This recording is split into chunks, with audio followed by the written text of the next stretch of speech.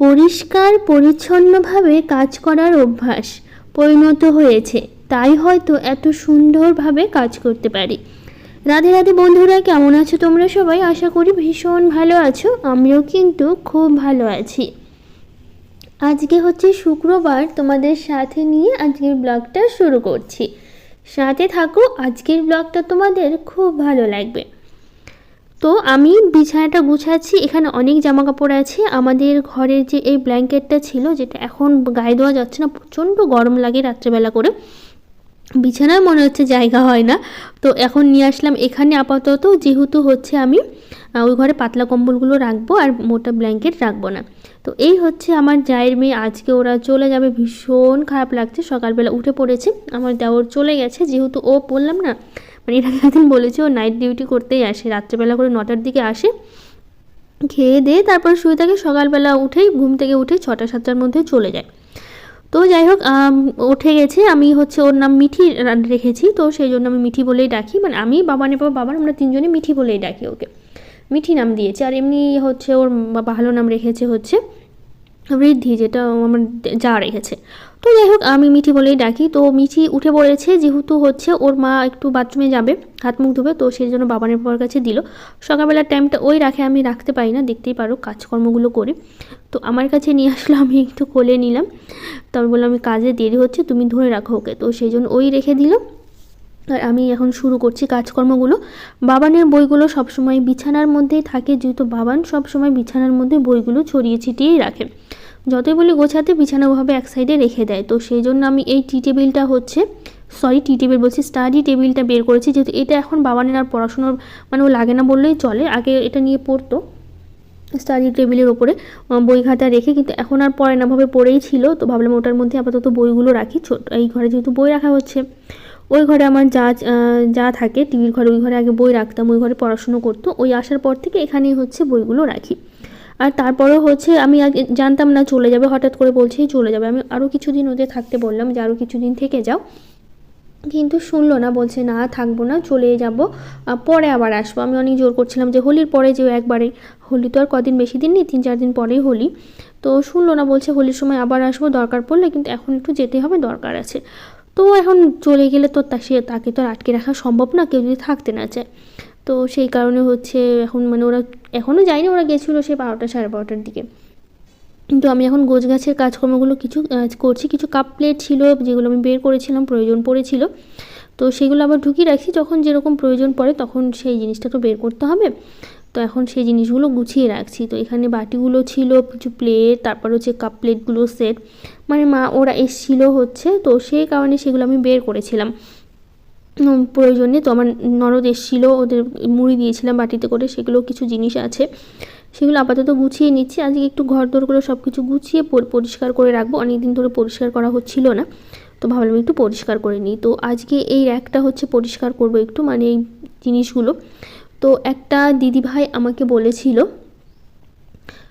Comment করে, যে নয়ন Sharma channel থেকে দিদিভাই বলেছিল, দিদি তোমার উপর রাগ হচ্ছে, তোমাকে আগে কতবার তোমাকে বলেছি যে আরও দুটো সোফা কেনো, একটা সোফার কত দামি কত, তোমার বিয়ের ফার্নিচারগুলো দেখাবে। তো যাই হোক, সোফার কথা বললে সেটা দামটা তো বড় কথা নয়, আসলে আমার রাখার জায়গা তো আমি কোথায় রাখবো বলো আরেকটা সোফা। আমি যদি হচ্ছে ছোটো সোফাগুলো নেই, ওই মানে রাখি ডাইনিংয়ে, তো জায়গাটা তো একদমই চেপে যাবে, এমনিতেই জায়গাটা কম আছে ওখানে হাঁটা চলার। তো সেই জন্যই সোফা নেওয়া হয় না, আসলে জায়গার অভাবেই সোফাটা নেওয়া হয় না, নিলে কোথায় রাখবো বলো। আর ফার্নিচার বলতে গেলে আমরা বিয়ের ফার্নিচার এই ঘরে দেখতে পাচ্ছ, ওই যে আলনাটা দেখতে পাচ্ছ, এই আলনাটা আর এই ঘরে যে খাট আলমারি, এই 3টে জিনিসই আমার বিয়েতে ফার্নিচার হিসেবে আমার বাবা দিয়েছিল বিয়ের সময়। তো এই 3টে জিনিসই হচ্ছে আছে, মানে দিয়েছে আর কি। তো এই 3টে জিনিসই আছে। এর আগে আমি অবশ্যই একটা ব্লগে বলেছিলাম আমি ফার্নিচারের কথা, যে আমার বিয়েতে কোন ফার্নিচারগুলো দিয়েছে। তো এর আগে হয়তো বলেছিলাম, তুমি হয়তো সেটা দেখোনি ভিডিওটা, সেই জন্য তো আবার বলছি। এই আলনাটা দেখতে পাচ্ছ, আলনাটা আর এই ঘরের যে খাট আর এই ঘরের যে মানে আলমারিটা আছে, এই 3টে জিনিস মানে আমাদের বেডরুমে যে 3টে জিনিস আছে, এই 3টে জিনিসই বিয়ের সময় বাবা আমাকে দিয়েছিল। আর গয়নাগাটি যেরকম দেয় সেরকমই দিয়েছিল, আমাকে দিয়েছে, বাবানের বাবাকে দিয়েছে 2টো মালা, কানের আংটি, তো হচ্ছে আমার গলার হার দিয়েছে, বাবানের বাবাকে চেন দিয়েছে, আংটি দিয়েছে, আমার কানের দিয়েছে, তারপর এগুলো দিয়েছে। আর আমাদের যে বাইকটা আছে, যেটা বাবানের বাবা প্রতিদিন অফিসে যায়, সেই বাইকটা কিন্তু আমার বাবাই আমাকে বিয়ের সময় বাবাই কিন্তু বাবানের পাপাকে দিয়েছিল। যেহেতু ওরা বিয়ের সময় কিন্তু এরকম কিছু দাবি করেনি যে এই জিনিসগুলো আমাদের দিতে হবে, এই জিনিসগুলো দিতে হবে। আমার বাবা যতটুকু নিজে থেকে পেরেছে সেগুলোই কিন্তু এগুলো দিয়েছে। তো এই কটা জিনিসই বাবা হচ্ছে বিয়ের সময় হচ্ছে দিয়েছে। তার এমনি দিয়েছে বলতে গেলে এমনি লেপ তোশক, তারপরে হচ্ছে থালা গ্লাস, তারপরে কলসি, যারা পিতলের কাঁসা পিতলের জিনিসগুলো যেরকম হয়, তারপরে অনেক কিছু তাহলে শীতল পাটি, বিয়েতে এক্সট্রা যেগুলো জিনিস থাকে এগুলো অনেক জিনিস ওগুলো দিয়েছে অবশ্যই। মানে যেগুলো আপাতত চোখের সামনে আছে সেগুলো এই যে খাটটা আর পাশে আলমারিটা দেখতে পাচ্ছ, আর গয়নাগাটি বাইকে, তো এগুলো মানে আপাতত এগুলো চোখে পড়ছে, মানে আছে সেগুলো আমি তোমাদের বলছি, দেখাতে পারছি। আর এমনি কলসি হাঁড়ি পাতল এগুলো তো স্বাভাবিক দেয়, তাই না? গ্লাস, থালা গ্লাস, বাটি, কাঁচ, মানে পিতলের যে জিনিসগুলো দেয় ওগুলো তো দেয়, লেপ তোশক। তো যাই হোক, লেপটা হচ্ছে, তোশকটা হচ্ছে আমি নেই, যেহেতু আপাতত তোশকটা না থাকার কারণ হচ্ছে তোশকটা ভেঙে নতুন করে বানানো হয়েছে। তো সে কারণে তোশকটা আসলে আমাদের কী হয়েছিল বলতো, ইঁদুরে কেটে নিয়েছিল একবার। তো ইঁদুরে অনেকটা জায়গায় কেটে নিয়েছিল, সেই কারণে হচ্ছে নতুন করে আমাদের এই যে যখন বাড়িটা করা হয় তখন তোশকটা নতুন করে আবার ভেঙে বানানো হয়। আর লেপটা আপাতত আছে, বিয়ের সময় যে বাবা লেপটা দিয়েছিল সেটা গায়ে দেওয়া হয় না, কারণ বিয়ের পর থেকে সেই ব্ল্যাঙ্কেট গায়ে দেওয়া হয়, যে মানে যেভাবে লেপটা দিয়েছিল সেরকমভাবেই আছে। তো সেই কারণে হচ্ছে ওই লেপটা হচ্ছে ধরাই আছে, লেপটা গায়ে দেওয়া হয় না। আর তোশক তো ভেঙে বানানো হয়েছে, তো ওটা ব্যাস এইটুকুই দিয়েছে। আর তোমাদের কিছু যদি আরও কিছু জানার থাকে অবশ্যই আমাকে কমেন্ট করো, আমি অবশ্যই তোমাদের বলে দেবো সব কিছু। তো বিছানা চাদরটা ভাবলাম পাল্টে নিই, কয়েকদিন পাল্টানো হয়নি। আবার তার মধ্যে হচ্ছে আমার জায়ের মেয়ে আমাদের বিছানায় অনেকবার শিশু করেছে, তো সেই কারণে বাবার বাবা বলছে কি কেমন যেন ওরকম একটা গন্ধ গন্ধ করছে ঘরের মধ্যে, বিছানা চাদরটা পাল্টে নাও। তো বলছি ঠিক আছে আমি পাল্টে দিচ্ছি, কারণ আমার কাছে অনেক সময় থাকে তো এই ঘরের মধ্যে, প্লাস্টিকটা নিয়ে আসি না, এমনি রাখি। আমার কোলে তো কতবারই করেছে, তার ঠিক ঠিকানা নেই। তো যাই হোক, মানে বিছানায় অনেক সময় নিয়ে আসলে করে দেয়, মানে প্লাস্টিকে বিছানো হয়নি তো সেই কারণে। তো ওই ঘরে ছিল তখন, মানে আমার জায়ের যে ঘরটা দেওয়া হয়েছে যাকে, ওই ঘরে প্লাস্টিক বিছানো আছে। তো এই ঘরে ছোটো প্লাস্টিকটা নিয়ে আসা হয়নি, এমনি নিয়ে এসেছিলাম। তো অনেকবারই করেছে, বিছানায় 2-3 বার করেছে। তো বলছে বিছানার চাদরটা পাল্টে নিও, তো ভাবলাম ঠিক আছে তারা পাল্টে নিচ্ছি। তো সেই কারণে ভাবলাম বিছানার চাদরটা পাল্টে নিই। তো এইদিকে বিছানার চাদরটা পাল্টে নিয়ে এখন ঘরগুলো ঝাড় দেবো। সকাল থেকে মোটামুটি সবই গোছানো হয়ে গেছে, এখন শুধু ঝাড় দেওয়াটা বাকি আছে। তারপরে রান্নাবাড়ি করবো। বাবানের পাপা সকাল সকালই বাজারে যাবে আজকে, চিকেন আনবো একটু, অনেকদিন চিকেন খাওয়া হয়নি। তো বাবানের পাপাকে বললাম কি চিকেন নিয়ে আসতে, তার মধ্যে বাবান বললো ঠিক আছে, ও নিজে বলছিল যে চিকেন খাবার নাকি, আমি বলছি নিয়ে এসো, অনেকদিন খাওয়া হয় না। আর এমনিতে একা একা খাওয়া হয় না, যেহেতু একটু রান্না করতে হয়। তো আজকে যেহেতু আমার যা আছে, দেওয়ারও আসবে, ও আজকে কাজে যায়নি, মানে ও প্রতিদিন কাজে যেতে হয়, তো সেই কারণে আজকে যায়নি, দেখে ও বাড়িতেই ছিল, যেহেতু আমার যাকে নিয়ে যাবে, তো সেই কারণে আজকে যায়নি। তো দুপুরবেলা আমার দেওরও খেতে আসবে, তো আমি ছিলাম, আমার বাবান ছিল, আমার যা ছিল, দেওর ছিল, তো সেই জন্য একটু বেশি করে রান্না করেছি। আর মানে অল্প অল্প চিকেন, মানে একটু একটু রান্না করতে ভালো লাগে না, যেহেতু বাবানের বাবা চিকেনটা খায় না। আর আজকে যেহেতু সবাই আছে তো ভাবলাম কি তাহলে একটু খাওয়া যেতেই পারে, তো যাই হোক সেই জন্যই নিয়ে আসবে। তো এই দিকে আমি সবটা গোছাচ্ছি, আমার যাকে আবার বেড কভারটা দিয়ে আসলাম, বলছে তোমার, আমি ভেবেছিলাম হয়তো থাকবে, তো এতক্ষণ মানে বলেনি, পরে বলেছে যাবে। তো আমি বেড কভারটা দিয়েছিলাম, ওটা পাল্টে নিল, তো সেটা আমার ছেলে নিয়ে গেল রাখার জন্য, পরে আমি কেচে দেবো। তো যাই হোক, এদিকে আমি ঘর বাড়িগুলো ঝাড় দেওয়া হয়ে গেছে, ভাবলাম এখন সিঁড়িটা ঝাড় দেওয়া যাক। সিঁড়িটা ঝাড় দিলেই বাইরে উঠানটা ঝাড় দেবো, তাহলে মোটামুটি কাজ হয়ে যাবে।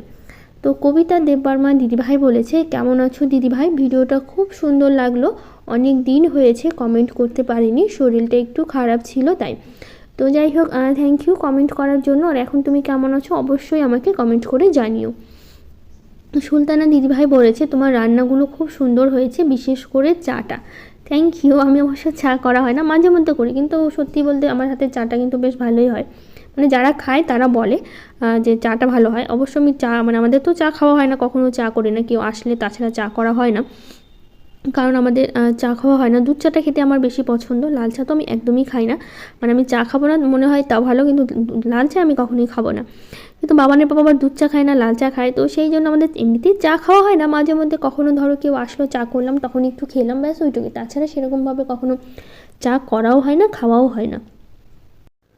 কৌশল্যা দিদিভাই বলেছে অনেক সুন্দর হয়েছে, আমি তোমার ভিডিও সব দিন দেখি দিদিভাই, আমি আসামিস হই, বেঙ্গলি বলতে প্রবলেম হয়, সরি। তো কোনো অসুবিধা নেই, অসুবিধা হতেই পারে। তো যাই হোক, তুমি সুন্দর করে কমেন্ট করলে, আমার ভীষণ ভালো লাগলো, আর তুমি প্রতিদিন আমার ভিডিওগুলো দেখো, সেই জন্য অনেক থ্যাংক ইউ, অনেক ভালোবাসা তোমাকে।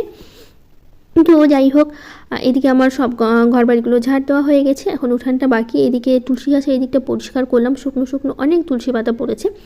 গাছের পাতাগুলো এখন অনেকটাই ঝরে যাচ্ছে, জানি না কবে আবার নতুন পাতাগুলো হবে। নতুন পাতাগুলো হলে তখন দেখতে ভালো লাগবে। এখন বেশ গাছে বেশ ভালোই ফুল ফোটে। আর হচ্ছে আর একজন আসে প্রতিদিন আমাদের এখানে ফুল নিতে, মানে প্রতিদিন সকালবেলা এসব ফুলগুলো নিয়ে চলে যায়, আর আমার পুজো দেওয়া হয় না। আমাদের এখানে একটা বাড়িতে একটা সাধু আসে, মানে বাড়িতে মন্দির আছে, তো ফুল নিতে আমি মানা করি না কখনো যে ফুল নিও না, কিন্তু মানে আমি আবার কী বলতো, মানুষের মুখের উপর এই জিনিসটা বলতে পারি না যে এই জিনিসটা নিও না, না বা দিব না, এরকম হয় না। তো উনি কী করে প্রতিদিন সকালবেলা এসে সব ফুল নিয়ে চলে যায়।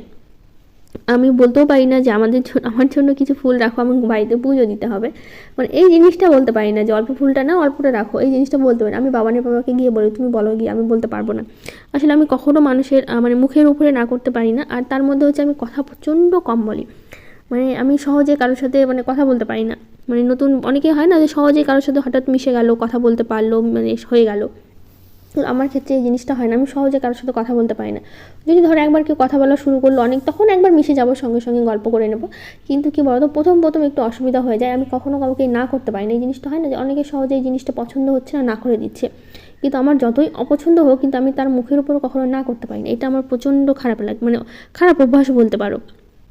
না করাটা মানে না করাটা অপছন্দের জিনিসটা না করাটা খুবই দরকার বলা, কিন্তু এই জিনিসটা আমি কখনোই আমার হয়ে ওঠে না। আমি কাউকে না করতে পারি না, যখন যে যা বলে তাই শুনি আর কি, এরকম মানে যে যা করে যাচ্ছে তার মুখের উপর যে বলবো যে এই জিনিসটা আমার পছন্দ হচ্ছে না, তুমি করো না, এই জিনিসটা করবে না, এই জিনিসটা হবে না, বা এই জিনিসটা আমি দিব না, এই জিনিসটা আমার কখনো বলতে পারি না। এটাই আমার সবচেয়ে খারাপ অভ্যাস। আর কথা কম বলা, এত কথা কম বলি এখন, তবু একটু বলি। আমার তো ভিডিও করতে কোনো সমস্যা হয় না, প্রবলেম হয় আমি কথা কম বলি, কি বলবো না বলবো এটা একটা প্রচণ্ড সমস্যা হয়ে যায় কথা কম বলা নিয়ে। তো আমি বলতে পারি না কথা, জানি না কেন আমার হয় না, বেশি কথা আমার মানে বলতেই পারি না আমি কারোর সাথে। মানে কি বলবো, এরপরে ভালো মন্দ কিছু জিজ্ঞেস করলাম, তারপরে কি বলবো আমি সেটাই ভাবি কখন কি বলবো। আমি যদি কারোর সাথে ফোনে কথা বলি, এই জিনিসটা আমার প্রচণ্ড সমস্যা হয় যে আমি কি বলবো। এই জিনিসটা আমার অনেকে হয় না, অনেকক্ষণ 1 ঘন্টা 2 ঘন্টা ধরে ফোনে গল্প করেই যাচ্ছে।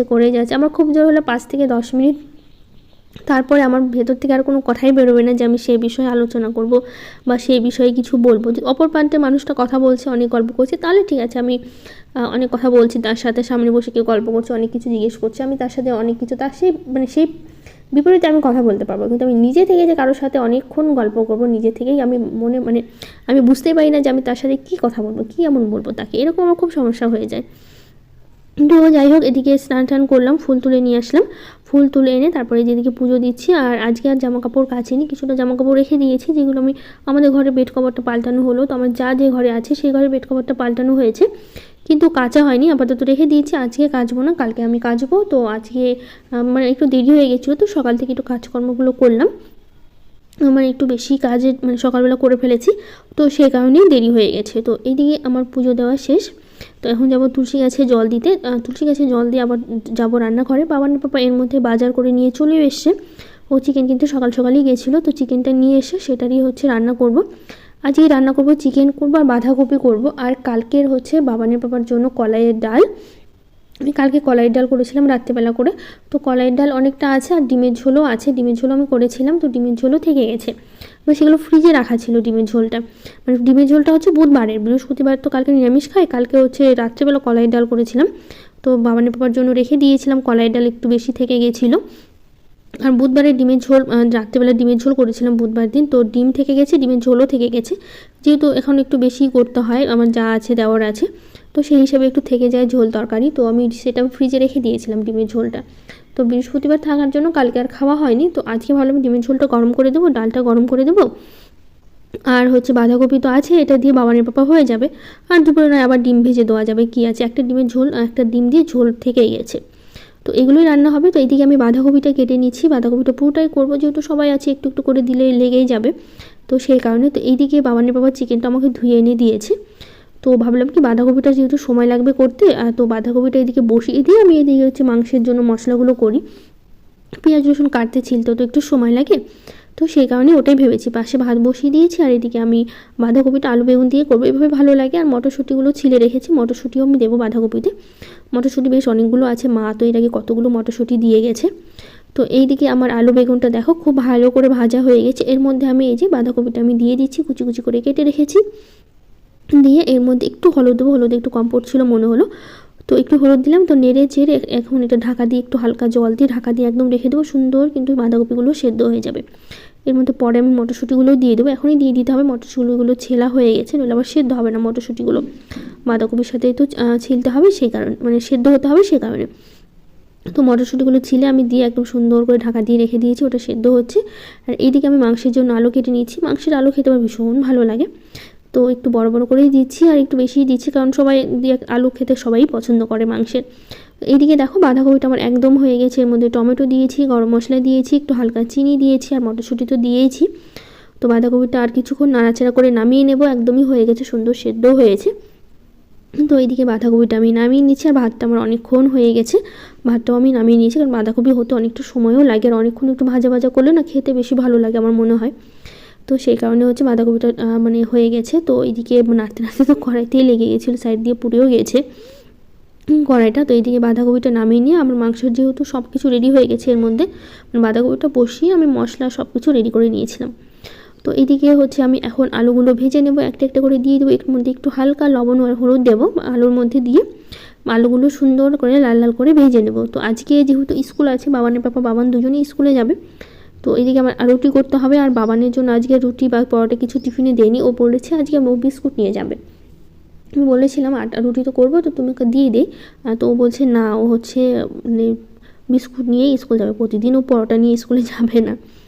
তো আমরা ঠিক আছে, একদিন মাঝে মধ্যে নেওয়া যেতেই পারে। তো এখন তো ওকে বেশিরভাগ রুটির জিনিসই আমি দিই, মানে আটার জিনিসগুলো, রুটি পরোটা এগুলোই বেশি দেওয়া হয় টিফিনে, কারণ সবসময় বিস্কুট এটা সেটা কেক এগুলো নিয়ে যেত তো এতদিন, তো এখন একটু বড় হচ্ছে, খিদেটাও বেড়েছে, ওগুলো দিয়ে তার পেট ভরে না, আর ওগুলো কতই বা বাড়িতে সারাদিন এমনিতে বিস্কুট খায়, তো সেই জন্য একটু কমই দেওয়ার চেষ্টা করি, ওগুলো মাঝে মধ্যে অবশ্য নিয়ে যায়, কিন্তু আজকেও বিস্কুট নিয়ে যাবে বলেই রেখেছে, তো সেটাই দেবো। তো এদিকে আলুটা আমি ভেজে তুলে রেখেছি, তারপর এখন আমি পেঁয়াজগুলো কুচি করে রেখেছিলাম, আর কিছুটা মশলা তো আমি বেটে নিয়েছি, পেঁয়াজও দিয়েছি সাথে, মাংসের জন্য যে মশলাটা করেছি তার সাথে। তো এইদিকে পেঁয়াজটা আমি লাল লাল করে ভেজে নিচ্ছি, আর এদিকে দেখো মাংসটাও আমাকে ধুয়ে রেখে দিয়ে গেছে। তো এই যে মাংসটা আমার চিকেন খেতে খুব একটা ভালো লাগে না, আগে চিকেন খেতে ভীষণ পছন্দ ছিল, কিন্তু এখন সত্যি বলতে চিকেন খেতে খুব একটা ভালোও লাগে না, বাবানের বাবা তো খায় না, আমাদের খুব কমই চিকেন খাওয়া হয়, মাংসটা আমাদের কমই খাওয়া হয় বলতে পারো অন্য কিছুর তুলনা থেকে, মাঝে মধ্যে কখনো খাওয়া হয়। তো এদিকে আমার পেঁয়াজটা লাল লাল করে ভেজে নিয়েছি, আর এর মধ্যে দিলাম হচ্ছে বেটে রাখা মশলাটা দিয়ে দিয়েছি, পুরোটা একবারে সব বেটে নিয়েছি, পেঁয়াজ আদা রসুন লঙ্কা সব কিছু একবারে বেটে নিয়েছি, আর টমেটোগুলো কুচি দেবো আমি, টমেটোগুলো পেস্ট করে নিই। তো এর মধ্যে দিয়ে দিলাম হলুদ, মানে যতটা মাংসের প্রয়োজন একবারে হলুদটা দিয়ে দিয়েছি। তো এখন মশলাটা আমি অনেকক্ষণ ধরে কষাবো, তো এর মধ্যে এখন দেবো হচ্ছে টমেটো আর কয়েকটা গোটা রসুন আমি দেবো হচ্ছে, তো সেটাই আমি দিয়ে দিলাম, দিয়ে তারপর এখন মশলাটা অনেকক্ষণ ধরে কষানোর পর তারপরে এর মধ্যে দিব এখন আমি চিকেনগুলো। তো দেখো অনেকক্ষণ কিন্তু মশলা আমি কষিয়ে নিয়েছি, তেলটা একদম সুন্দর ছেড়ে দিয়েছে।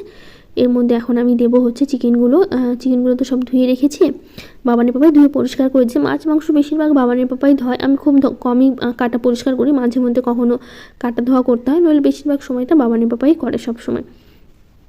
তো এটা এখন আমি ঢেকে ঢেকে অনেকক্ষণ কষাবো, মাংসটা কষানোর উপরে কিন্তু মাংসের স্বাদটা হচ্ছে নির্ভর করে, মানে যত সুন্দর করে কষানো যায় ততই কিন্তু বেশি ভালো লাগে। তো যাই হোক, আরও কিছু দিদিভাইরা কমেন্ট করেছে, তৃষ্ণা দত্ত, সামিয়া আক্তার, শ্রেয়সী ব্লগ, সবাইকে থ্যাংক ইউ, অনেক ভালোবাসা। আরও অনেকে কমেন্ট করেছে, তাদের নামগুলো আমি নিতে পারলাম না, তো সবাইকে অনেক ভালোবাসা যারা যারা কমেন্ট করেছে। তো যাই হোক, ওইদিকে মাংসটা আমি ঢেকে ঢেকে কষিয়ে নিচ্ছি, আর এদিকে আমি রুটিগুলো একটা একটা করে ভেজে নিচ্ছি।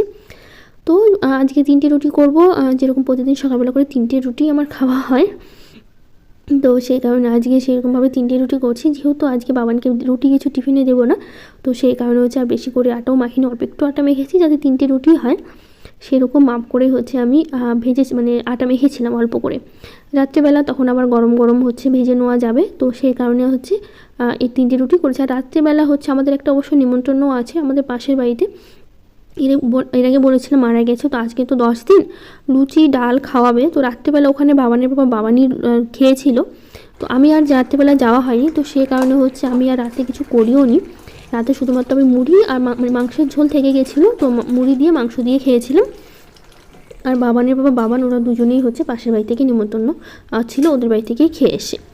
তো এই দিকে হচ্ছে আমার মাংসটা একদমই হয়ে গেছে, এবার নামিয়ে নেব, ততক্ষণ হচ্ছে আমি রান্নাঘরটা একটু পরিষ্কার করে নিই। তো রান্নাঘরটা পরিষ্কার করে নিয়েছি, মানে ওদেরকে আমার বাবানের পাপাকে আমার যাকে ওদের আবার খেতে দিয়ে দিয়েছি, তো আমি ভেবেছিলাম পুচকিটাকে ধরবো, কি মানে কোলে নিয়ে রাখতে হবে। তো এখন দেখছি ও ঘুমিয়ে গেছে, আমার যা বললো ঘুমিয়ে গেছে। আমি বলছি ঠিক আছে ঘুমিয়ে গেছে তো তুমি খেয়ে নাও। তো আমার যাকেও খেতে দিয়েছি, বাবানের পাপাকে দিয়েছি, বাবানকেও দিয়েছি। ওরা যেহেতু স্কুলে যাবে সময় নেই, তো সেই জন্য ওদেরকে আমি খেতে দিয়েছি। দিয়ে তারপরে হচ্ছে আমি রান্নাঘরটা পরিষ্কার করছি। আমি ওই রান্নাঘর তারপর বাসন মেজে তারপরেই খাই, নইলে খাওয়ার পর না বাসন মাজতে প্রচণ্ড কষ্ট হয়ে যায়, মানে কড়াইটা ঘষতে আমার বেশি কষ্ট হয়। আমি যেহেতু কড়াইটা খুবই অনেকটা সময় লাগে ঘষে ঘষে পরিষ্কার করতে, সেই কারণে। তো এইদিকে আমি হচ্ছে ওদের খাওয়া দাওয়া হয়ে গেছে, খাওয়া দাওয়া করে আমি থালা বাসনগুলো একবারেই নিয়ে এসেছি, ওগুলোই পরিষ্কার করছি। আর হচ্ছে আমার বাবানের খাওয়া হয়নি, যেহেতু ওর একটু সময় লাগছিলো খেতে। তো বাবানের পরে জায়ের থালাটা নিয়ে এসেছি। তো আমার জায়ের মেয়ে এখন উঠেনি, শুয়ে আছে। তো ওদের খাওয়া দাওয়া হয়ে গেছে, আমি এদিকটা পরিষ্কার করব, করে নিয়ে তারপরে হচ্ছে খাবো। তো এইদিকে হচ্ছে বাবানের টিফিনে কিছুটা বিস্কুট দেওয়া হয়েছে, আর হচ্ছে বিস্কুট আমার কৌটাতে শেষ হয়ে গেছিলো, তো বিস্কুটের প্যাকেটটা খোলা হয়েছে, আর বিস্কুটগুলো হচ্ছে ঢোকানো হয়নি, সেগুলো ভাবলাম ঢুকিয়ে নিই। বাবার সব থেকে বেশি ম্যারি বিস্কুটটা খেতে পছন্দ করে, তো সেই কারণে আমাদের সবসময় ঘরে ম্যারি বিস্কুট থাকে। অন্য বিস্কুটগুলোও থাকে, ম্যারি বিস্কুটটা একটু বেশিই থাকে। তো যাই হোক, এদিকে কাজ সেরে এই যে আমার জন্য নিয়ে নিয়েছি এখন রুটি, মাংস আর বাঁধাকপি। তো ওটা খাওয়া দাওয়া শেষ করলাম, খেয়ে দিয়ে তো ভাবলাম টেবিলটা একটু পরিষ্কার করে নিই, এখানে আমি একাই যেহেতু খেয়েছি। তো যাই হোক, আজকের ব্লগটা কেমন লাগলো অবশ্যই জানিও। তো কেমন লাগলো জানি, আজকের মতো টাটা।